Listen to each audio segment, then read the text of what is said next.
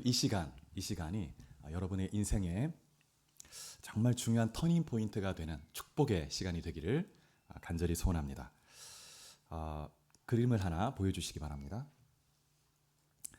여러분 이 영화를 아십니까? 연배가 있으신 분들은 아마 아실 거예요. 삼손과 드릴라라는 영화인데 1949년에 만들어진 오래된 영화인데 TV에서 뭐 명절만 되면 이렇게 여러 번 방영도 했던 그런 영화입니다. 이 영화는 구약 성경 사사기에 나오는 오늘 우리가 읽었던 이 본문 이 사사 중에 삼손의 이야기를 영화로 만든 것입니다. 강력한 힘을 가진 삼손과 그를 파멸로 이끈 드릴라라는 여인이 이렇게 그 사이에 벌어진 그 이야기를 흥미롭게 다루고 있죠. 삼손은 하나님께 아주 특별한 능력을 받은 그런 사람이었습니다. 하나님이 주신 능력으로 이스라엘을 핍박했던 블레셋 그런 군대를 물리치고 이스라엘을 구원하는 역할을 감당했던 그런 지도자였습니다. 이 삼손의 출생이 아주 특별했는데요. 이 삼손의 부모는 나이가 많았음에도 자녀가 없었습니다. 그래서 굉장히 외로이 이렇게 살아가고 있었는데 어느 날 하나님이 천사를 보내서 그들에게 아들을 주시겠다고 말씀하셨습니다. 그러면서 이 아들은 나실인으로 하나님께 바쳐져야 될 것이다 이렇게 말씀했습니다. 나실인이라는 것은 하나님께 구별된 자, 하나님께 바쳐진 자라는 의미를 갖고 있습니다. 그래서 누구든지 하나님 앞에 일정 기간 혹은 평생 기간 동안 나실인으로 자신을 바쳐서 하나님 앞에 살아갈 수가 있죠. 그런데 이 삼손은 평생의 기간을 나실인으로 살아가야 하는 그런 사람이었습니다. 나실인으로 살려면 세 가지 반드시 지켜야 하는 의무가 있는데 머리를 깎아서는 안 되고 그리고 포도주나 독주를 마셔서는 안 됩니다. 그리고 부정한 것을 가까이에서는 안 되는데 특별히 시체도 가까이에서는 안 되죠. 그래서 이러한 나실인의 서약을 잘 지키면 삼손 가운데 하나님의 능력이 함께해서 하나님의 능력으로 그 백성을 구원하는 일을 감당할 수 있었던 것입니다. 그래서 삼손이 하나님께로부터 받은 이 육체의 힘을 가지고 수많은 그 블레셋 군대를 물리치고 그렇게 하나님의 백성을 자유케 하는 일을 했습니다. 그럼에도 불구하고 한 인간이기 때문에 약점이 있었죠. 그래서 이 삼손이 그 자신의 욕망과 욕정 그런 것들 때문에 블레셋 여인들과의 관계에서 약점을 드러냈는데 자신의 감정과 욕망 때문에 한 여인에게 유혹을 받고 결국 파멸에 이르게 되는 비참한 결과를 맞게 됩니다. 그 여인이 바로 이제 드릴라인데 이 드릴라라는 이 블레셋 여인이 삼손의 약점을 아주 집요하게 파고듭니다. 당신의 힘의 근원이 뭐냐? 계속 파고들어서 그 힘의 근원이 머리카락에 있다는 걸 알게 돼요. 머리카락을 깎게 되면 나실인의 서원을 어기는 것이 되기 때문에 하나님의 힘이 없어지는 거죠. 그래서 결국 삼손이 그 머리가 다 밀립니다. 다 깎이고 힘을 잃고 블레셋의 포로가 되고 눈이 뽑혀요. 포로로 살게 됩니다. 평생. 근데 하나님이 그런 삼손을 버리지 않으시죠. 그래서 삼손이 정말 마지막 그 인생의 마지막 절규 같은 그 부르짖는 기도를 들으시고 삼손에게 다시 한번 강력한 힘을 주십니다. 그래서 블레셋 그 사람들이 섬기는 다곤신 그 신전에 많은 사람 모여 있을 때 그 기둥을 무너뜨려서 하나님을 대신해서 블레셋 사람을 심판하는 그런 일을 하게 됩니다. 그래서 삼손이 그의 마지막 사명을 감당할 수 있게 되죠. 이 삼손의 그 인생에서 그 삶에 있었던 사건이 오늘 본문에 나와 있는데 이 본문을 보면 하나님께서 우리의 인생에 어떻게 역사하시는지 어떻게 일하시는지 우리가 발견할 수 있습니다. 오늘 본문 5절에 보면 삼손이 부모님과 함께 딥나의 한 포도원에 갔다고 말하고 있습니다. 근데 삼손이 혼자 이제 포도원을 둘러보고 있는데 근데 젊은 사자가 굶주린 아주 젊은 사자가 갑자기 나타난 거예요. 그래서 삼손 앞에 나타나서 으르렁거리면서 삼손을 삼킬 듯이 덤벼들려고 했습니다. 삼손이 이 사자와의 만남을 전혀 예상치 못했죠. 예기치 않은 만남입니다. 두렵죠. 그런데 6절에 보니까 여호와의 영이 삼손에게 강하게 임합니다. 하나님이 강하게 임해서 삼손이 하나님의 능력으로 충만하게 되죠. 그래서 하나님의 그 능력에 힘입어서 이 사자를 염소 새끼를 찢는 것처럼 이 사자를 찢어 죽였다고 말하고 있습니다. 그래서 삼손이 그 위기를 넘기게 되죠. 여러분 이 사건에서 젊은 사자는 우리가 삶 속에서 만날 수 있는 예기치 않는 고난과 역경을 상징합니다. 여러분 삼손이 길을 가다가 예기치 않게 젊은 사자를 만나서 인생의 위기에 직면했던 것처럼 우리도 우리 삶에서 예기치 않는 그런 고난과 어려움을 만날 수 있죠. 여러분도 그런 시간들이 있었을 겁니다. 갑작스러운 사고나 질병으로 인해서 그런 위기를 겪을 수 있고, 또 경제적인 위기로 인해서, 또 관계 단절로 인해서, 또 자신이 꿈꾸고 계획했던 일들이 실패하고 무너지는 그런 절망적 상황들로 인해서 젊은 사자에 직면하게 되죠. 그래서 이 고난들은 마치 젊은 사자처럼 갑작스럽게 우리 삶에 나타납니다. 고난이라는 것은 갑작스럽게 닥쳐오니까 고난이죠. 그래서 우리는 그 사자의 포효 소리 앞에서 두려움에 빠지게 되고 어떻게 이겨내야 될지 몰라서 방황하고 또 주저하고 불안해하게 됩니다. 여러분, 이런 상황에서 여러분 어떻게 하십니까? 이런 젊은 사자와 같은 그런 사건과 그런 상황이 내게 닥쳐올 때, 덤벼올 때 어떻게 반응하십니까? 고난은 뜻밖의 찾아오기 때문에 당황하게 되죠. 그런데 여러분, 고난에 잘 반응하는 것이 지혜입니다. 지혜. 피할 수 없다면 환영하고 하나님께 감사하는 것이 지혜일 수 있습니다. 그래서 고난은 환영하는 사람에게 당황합니다. 고난이 딱 덮쳐왔는데 우리가 환영을 하고 감사를 하며 반응하면 고난이 당황을 해요. 아무런 힘을 쓰지 못합니다. 하나님의 사람들은 고난의 크기가 하나님의 축복의 크기라고 믿는 사람들입니다. 그래서 여러분, 우리의 힘으로는 이 인생의 사자를 이겨낼 수가 없죠. 그래서 삼손이 젊은 사자를 만났을 때 당황하지 않고 하나님을 바라보았습니다. 그랬을 때 하나님의 영으로 하나님이 힘을 주셔서 그래서 그 사자를 이길 수 있도록 이끌어 주신 것입니다. 하나님이 주신 힘으로 사자를 찢어 죽인 거죠. 그래서 우리도 인생의 사자, 젊은 사자, 사나운 그 짐승이 덤벼올 때, 그런 고난과 도전에 직면할 때 내 힘으로는 이겨낼 수 없습니다. 하나님을 바라보고 의지하며 기도할 때 하나님이 도우시고 하나님이 역사하시는 것입니다. 하나님의 능력은 무한하죠. 요즘에 우리 그 교회에서 다니엘 기도회를 하고 있는데 매일 저녁마다 우리 스크린으로 참여를 하고 있는데요. 지난 목요일에 한 강사분의 간증을 들으면서 참 도전이 되었는데 전한길이라는 강사분이십니다. 이분은 요즘에 젊은 세대에 아주 인기 있는 그런 인터넷 스타 강사죠.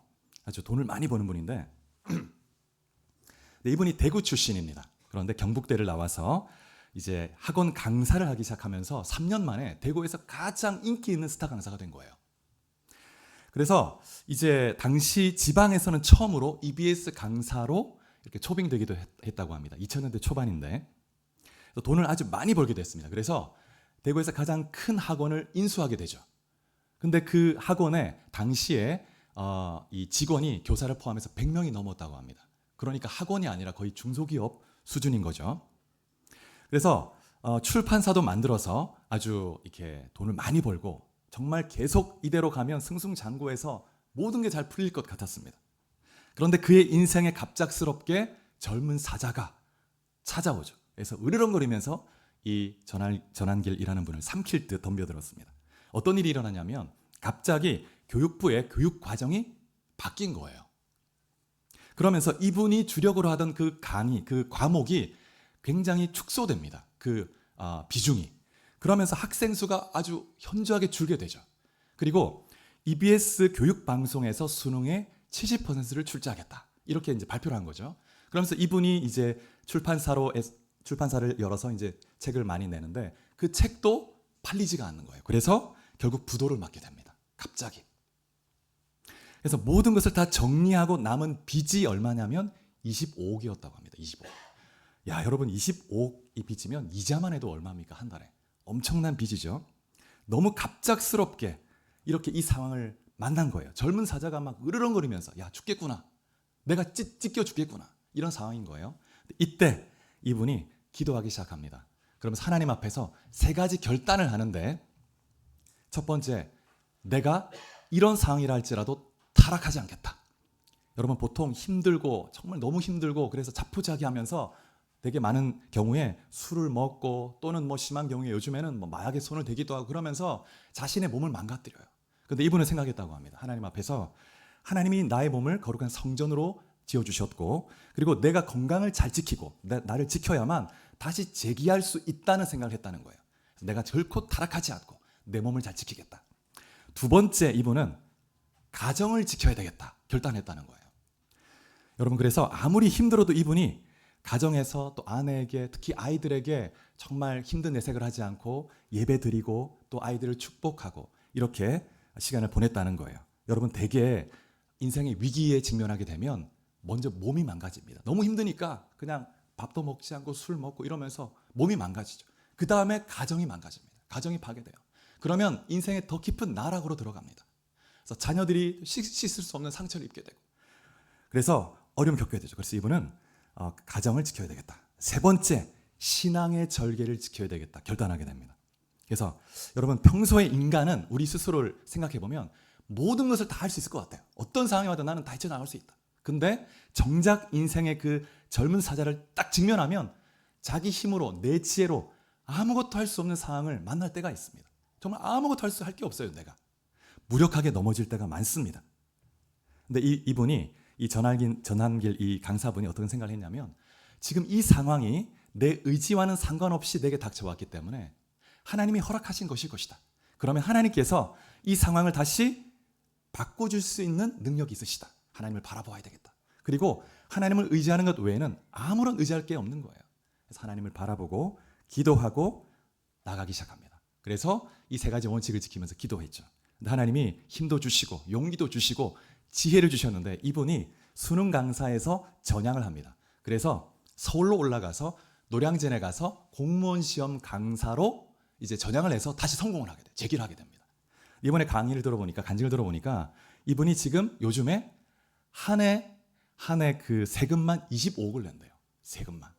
하나님이 놀랍게 이렇게 그 인생의 그 위기에서 회복시켜 주신 거죠. 여러분, 그 한 목사님이 이런 말을 했습니다. 고난은 하나님이 주시는 은혜의 도구이며 우리는 하나님의 능력을 의지할 때 비로소 그 고난을 극복할 수 있다. 여러분, 예수 믿는 하나님의 자녀에게 고난은 하나님의 축복의 도구인 줄 믿으시기 바랍니다. 저 개인적으로도 인생에 예기치 않는 그런 고난, 그 젊은 사자를 만난 적이 있는데, 저희 성도들께는 한번 드린 적이 있는데요. 벌써 17년이 지났습니다. 제가 하와이에서 한 선교단체 간사로, 스텝으로 봉사하고 있을 때였습니다. 이제 방학이 돼서 학생들과 함께 이제 몇 명이 같이 이제 캠프를 간 거죠. 갔는데 저와 제 가족이 탄 SUV 차가 그 비가 그때 내려서 빗길에 이제 도로가 미끄러웠는데, 빗길에 차가 미끄러지면서 전복을 했습니다. 그래서 차가 여러 바퀴를 뒹굴게 되면서 뒤집어진 상태로 탁 이렇게 찌그러져 있었죠. 사진 하나 보여주시겠습니까? 예, 이 사진이죠. 근데 이때 감사하게도 아내와 아이들은 안전했습니다. 다치지 않고. 너무 감사한 일이죠. 근데 제가 머리에 충격을 심하게 받아서 정신을 잃은 상태였고, 깨었을 때 천장과 뒤집어진 상태에서 천장과 제 목이 끼어 있었습니다. 조금만 더 찌그러졌으면 목뼈가 바로 부러져서 즉사했을 거예요. 근데 하나님이 긍휼을 베푸신 거죠. 저는 이때 이제 헬기로 이송이 돼서 병원에 입원을 하게 됐습니다. 중환자실에 들어가게 됐고, 아내와 아이들은 집으로 가서, 근데 뭐 아내 또 할 수 있는 게 아무것도 없죠. 미국이고 언어도 잘 통하지 않고 정말 예기치 않은 고난이었습니다. 정말 젊은 사자가 죽일 듯 달려드는 그런 상황이었죠. 그래서 아내 입장에서 생각해 보면 남편이 입원해 있고 아이들은 불안해하고 초조해하고, 그래서 아이들이 막 이렇게 침울해하고 있고 아무것도 할 수 있는 게 없습니다. 하나님을 바라보는 것밖에는 할 수 있는 게 없어요. 우리 인생이 그럴 때가 있죠. 그래서 하나님 바라보며 기도하고 주님을 바라보았습니다. 하나님은 환난 중에 부르짖는 기도에 응답하시는 분이시죠. 하나님이 아내 마음속에 평안을 주시더라는 거예요.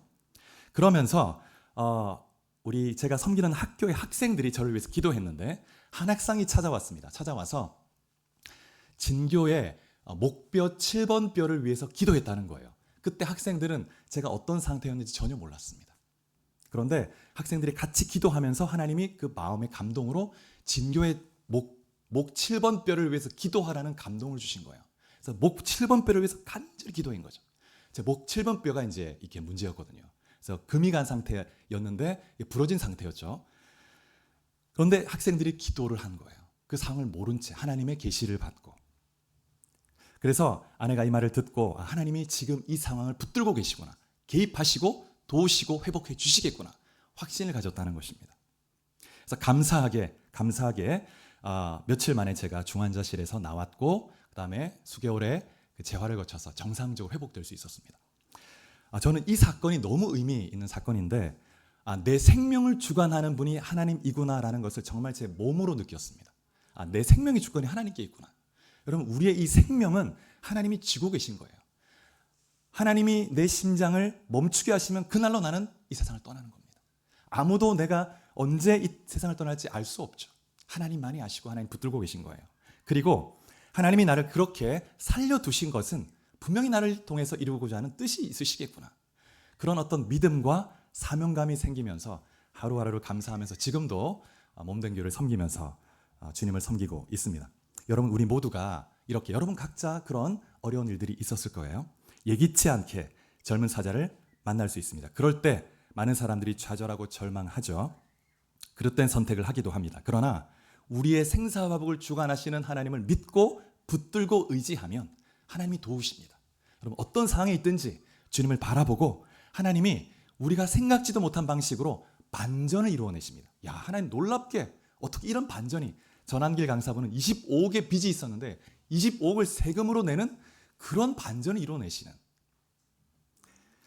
한 영화에서 사고를 당한 그 당에서 입원한 아버지가 있는데 그 아버지가 항상 그 딸에게 했던 말이 있는데, 이 아버지가 이제 입원을 해 있는 상태인데 굉장히 낙심해 있어요.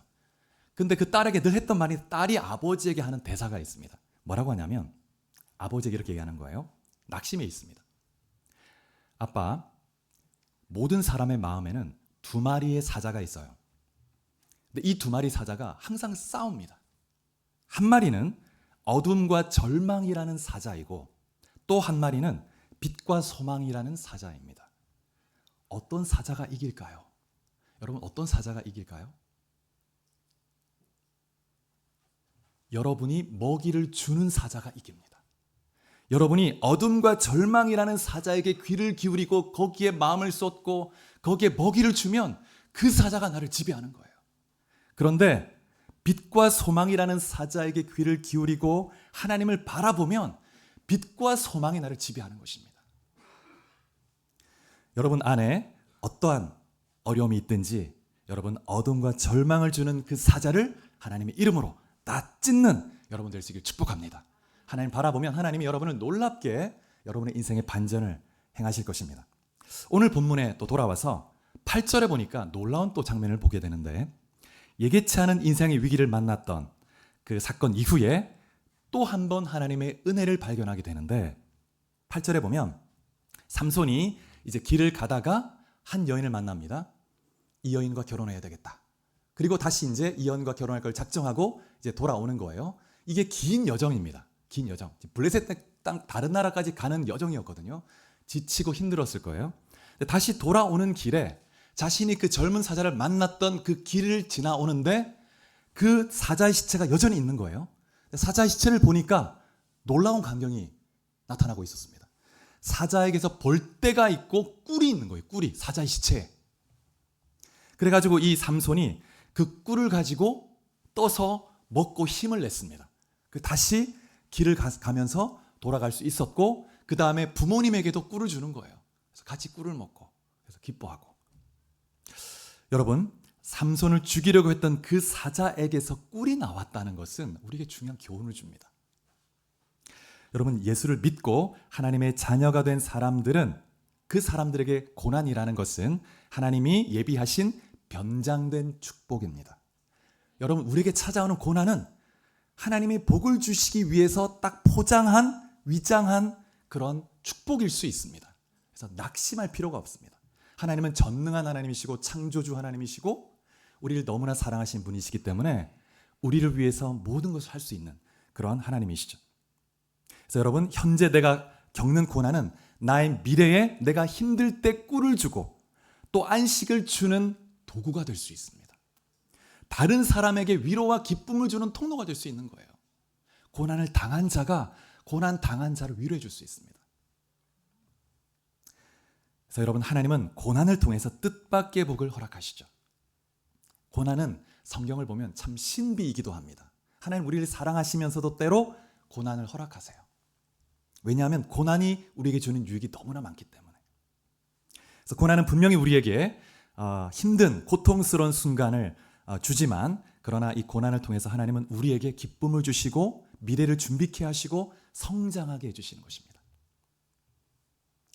그래서 우리가 고난을 지나면서 하나님을 신뢰하게 되면, 삼손이 사자의 시체에서 꿀을 발견했던 것처럼 우리도 이 고난 속에서 시간이 지나고 나면, 하나님을 의뢰하고 믿음으로 승리하고 나면, 이 고난을 돌아볼 때 오히려 하나님의 은혜를 발견하고 기쁨을 발견하고 안식을 발견하고 하나님의 축복을 누리게 되는 것입니다. 그래서 여러분, 어떤 환경 속에 있든지 낙심치 않고 하나님 바라보시기 바랍니다. 성경 말씀을 하나 보겠습니다. 로마서 8장 28절 말씀입니다. 로마서 8장 28절.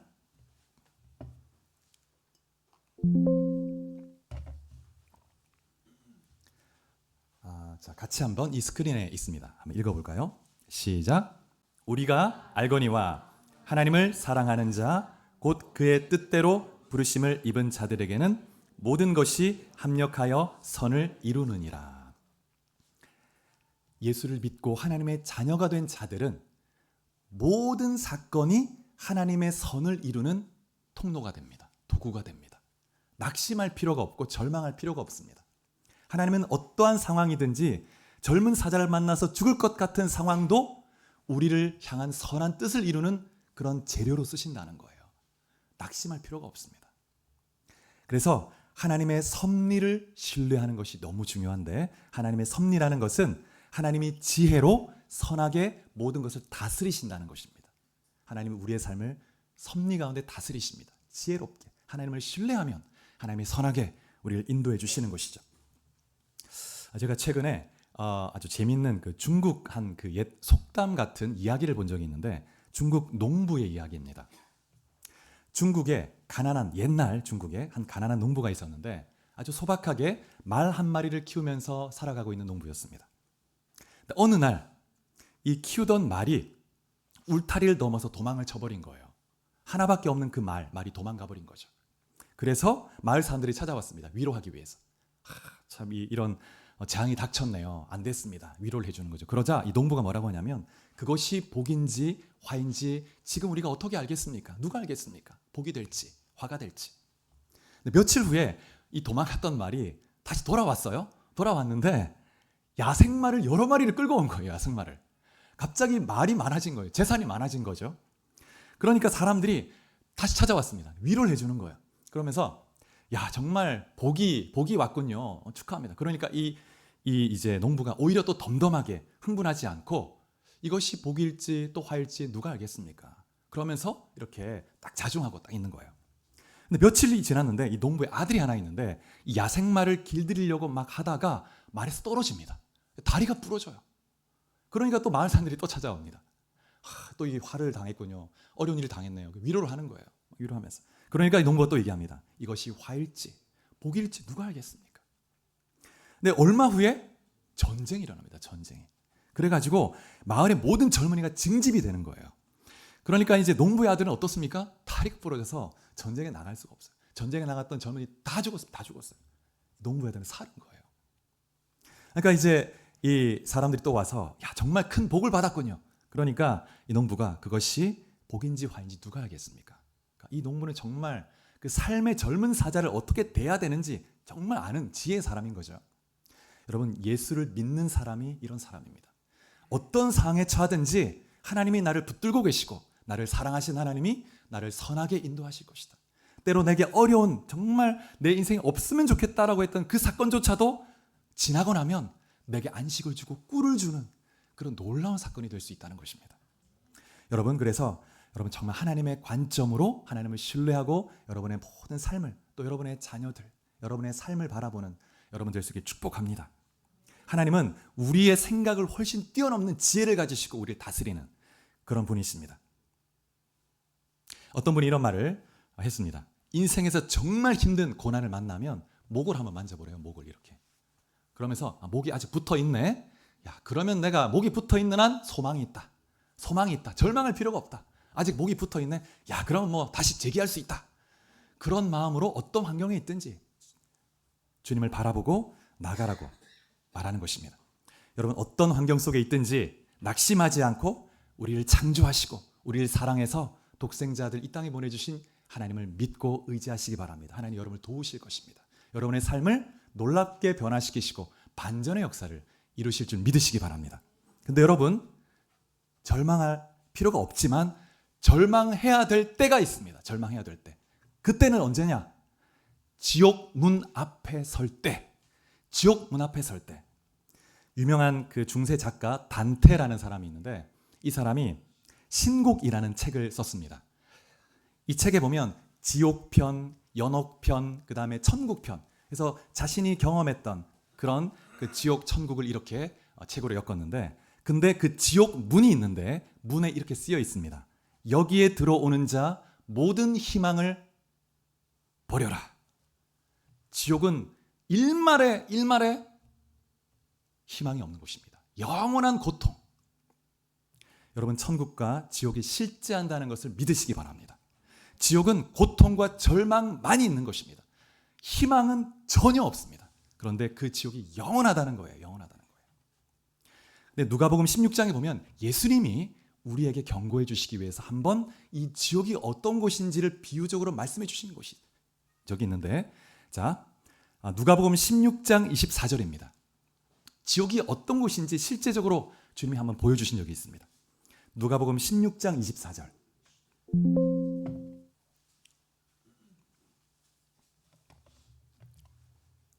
자, 같이 한번 읽어보겠습니다. 시작.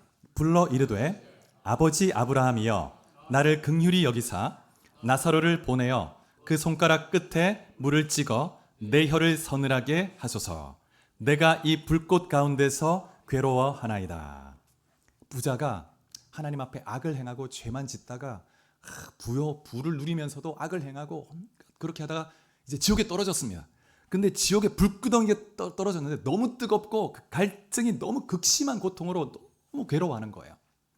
근데 그때 천국에 있는 아브라함에게 이렇게 애원하며 간청하는데 나사로를 보내가지고 그 손가락 끝에 물 한 방울을 적셔서 내 혀에 떨어뜨려서 내 혀를 서늘하게 해달라고 간절히 애원하는 거예요.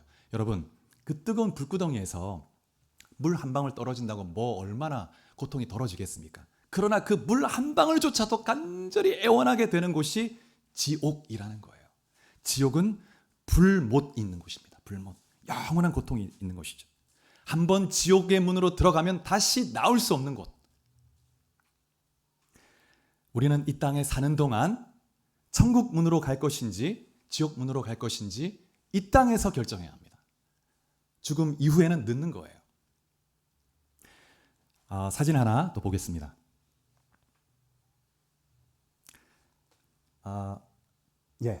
우리가 너무나 잘 아는 로댕이라는 이제 프랑스의 그 조각가인데 생각하는 사람이라는 작품입니다. 너무나 잘 알죠. 근데 이 작품이 사실 처음부터 독립된 한 작품으로 만들어진 게 아니고 이 지옥의 문이라고 하는 그 청동문으로 된 조각이 있는데 그 조각을 프랑스 정부에서 의뢰를 받고 만들어 달라고, 그래서 이 지옥의 문 안에 한 부분으로 만들어진 것입니다.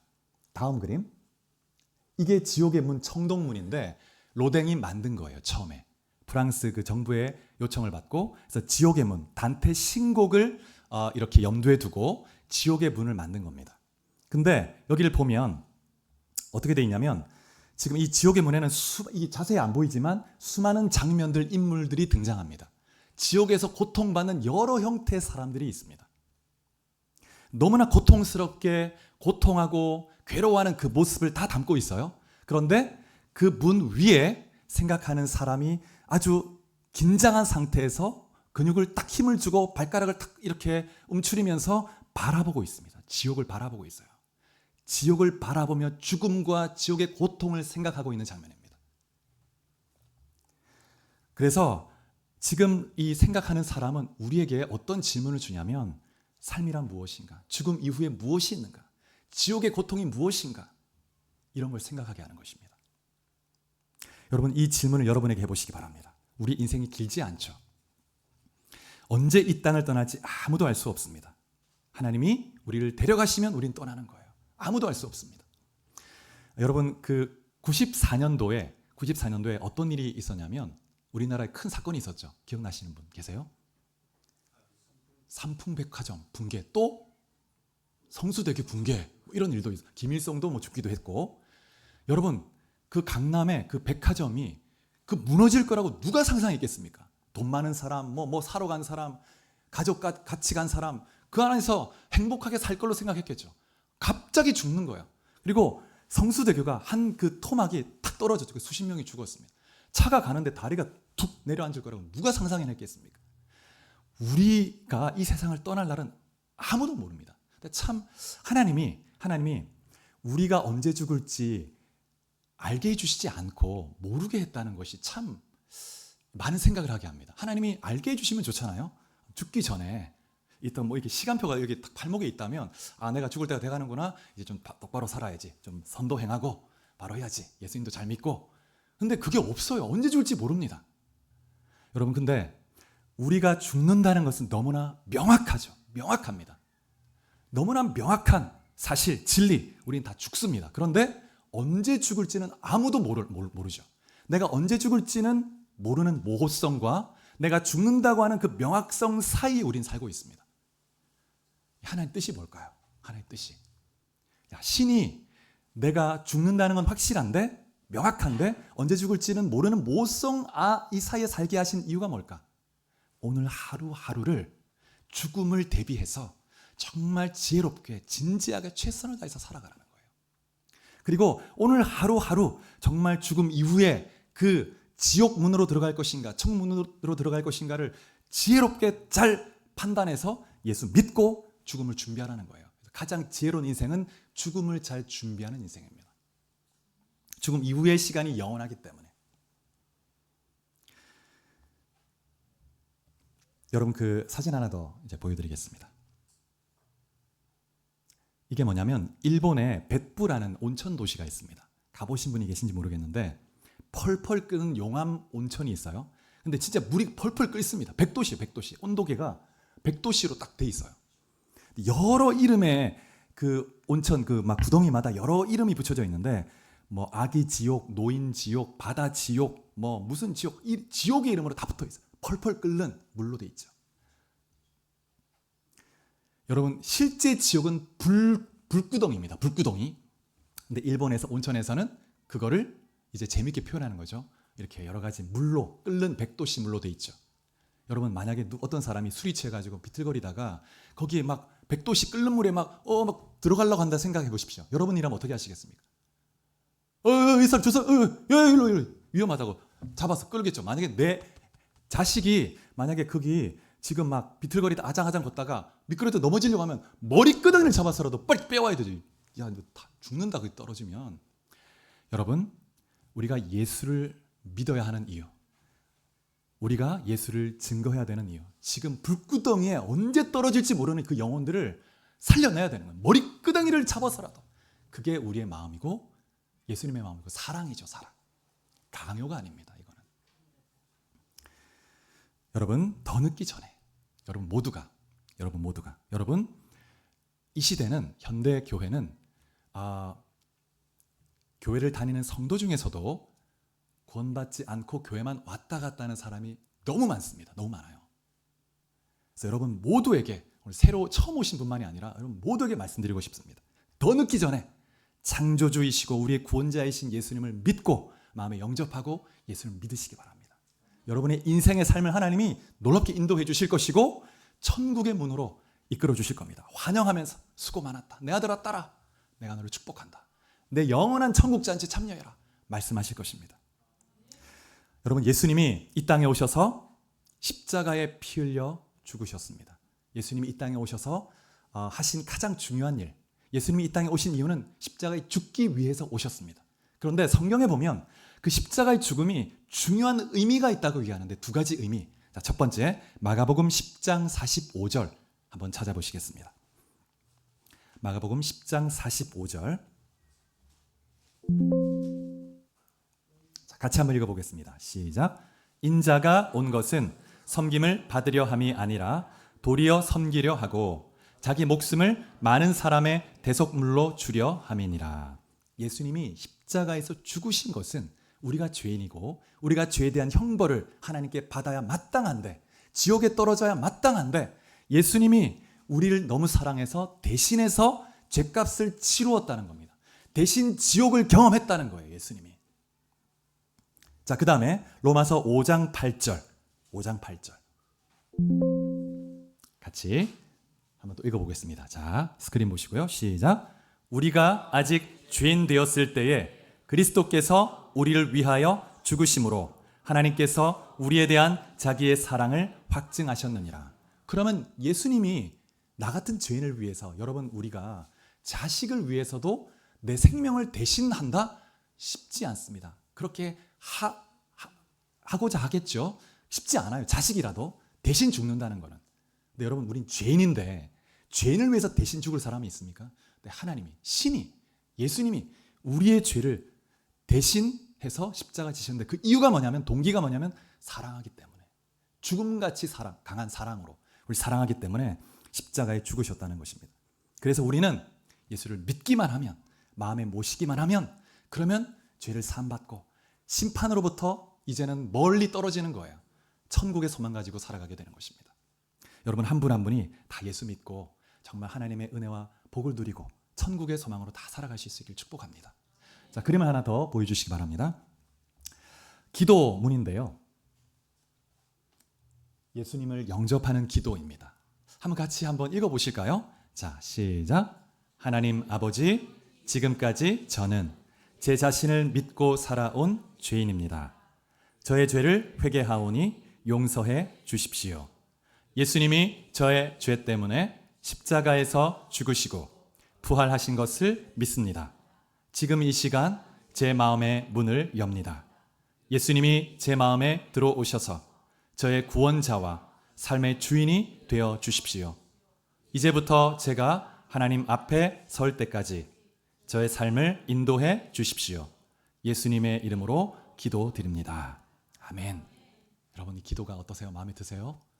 이 기도를 진지하게 마음에 고백하면 주님이 여러분과 함께 하십니다. 여러분의 삶을 어떠한 젊은 사자가 만나도 여러분의 삶을 붙드시고 반전케 하실 뿐만 아니라 천국의 문으로 들어가게 인도해 주실 것입니다. 죽음을 두려워할 필요가 없는 거예요. 여러분 모두가 예수 믿고 주의 은혜와 생명 복을 누리는 귀한 그런 인생 될 수 있길 축복합니다. 제가 한번 기도하겠습니다.